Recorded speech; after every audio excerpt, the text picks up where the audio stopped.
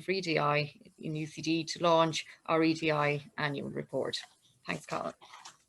Thank you, Marcelina, and good morning, everyone. Delighted to have so many people here for our workshop and seminar this morning.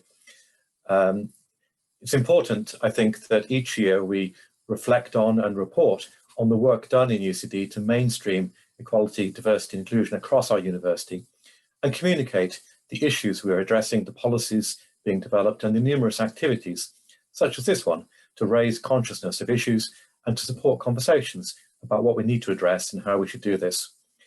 Equality work in universities is about the myriad of actions we take, which between them we hope will support a shift in culture, removing barriers to equality and generating a true sense of inclusion and all that goes with that for all our community of staff and students. Having the capacity for reflection is important but insufficient without actions to mainstream commitments to equality, diversity, inclusion in all of our activities as a university, including education, research, and wider engagement. It has been a challenging year for us all working to sustain and develop our activities during a global pandemic. We've recognised that the groups protected by equality legislation and with our own EDI policies are likely to be particularly disadvantaged by the pandemic, for example, because of additional caring responsibilities, health challenges, difficulties accessing technological resources to support remote study or working, or because of prejudice against particular groups. Measures to be inclusive are more difficult when we're not together on the campus to meet up. But I've been hugely impressed by the commitment and ingenuity which has been demonstrated by various of our key networks, schools and units to maintain actions for inclusivity, especially with new staff and new students. We're having to think through a range of policies now around home working and academic promotions, for example, to guard against adverse effects of the pandemic impacting differentially for certain groups, not just over months, but over years to come. Thinking more broadly, we are continuing to advance actions around gender equality with a new Gender Equality Action Plan adopted as part of our Athena's One Bronze renewal. We have 14 schools now with bronze recognition, with a further 8 schools expected to submit this year. The significance of this is that bronze recognition requires an institution or a school to understand its data, to reflect on its challenges, and to demonstrate it has a credible action plan to address inequality, addressing now not only gender, but also intersectionality with race. We've established a new race and ethnicity working group, which is working to better understand the challenges faced both by staff and students from minority ethnic groups, with a view to developing an action plan to address these issues. This work will be supported by a national commitment to develop better data analysis on race and ethnicity to underpin policy actions. A key area of work for the past few years has been to address challenges of harassment, bullying and sexual harassment and sexual violence experienced by members of our university community.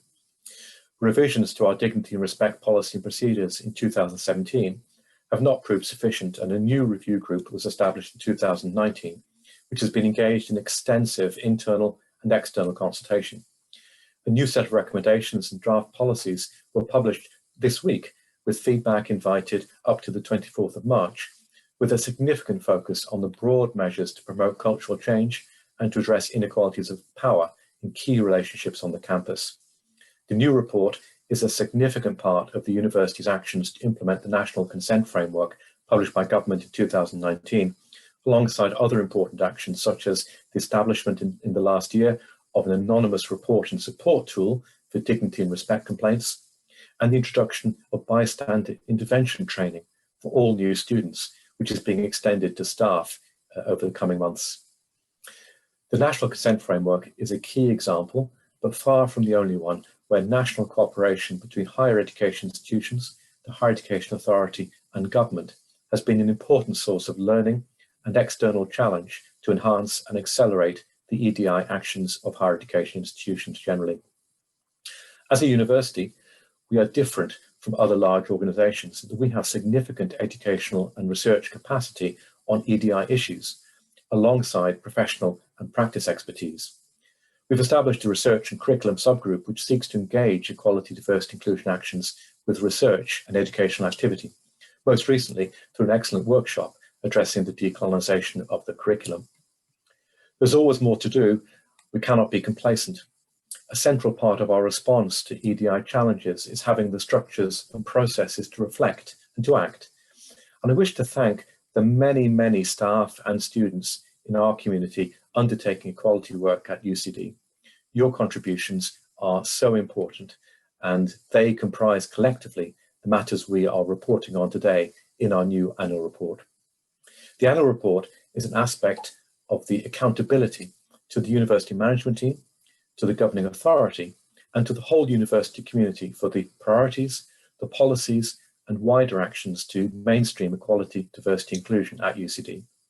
The report is organised around our EDI strategy and action plan, showing actions taken under each of the 6 areas. The strategy and action plan was adopted in 2018, and we are shortly to review and revise it in light of the new university strategy Rising to the Future, and will report on the adaptation of the strategy next year. So with those brief remarks, I'm delighted to launch this year's annual report. And as you'll see, it's in a new online format that includes not only the capacity to flick through the pages online, but also the ability to click on video links that give some video insight into some of the key themes of our work during this year.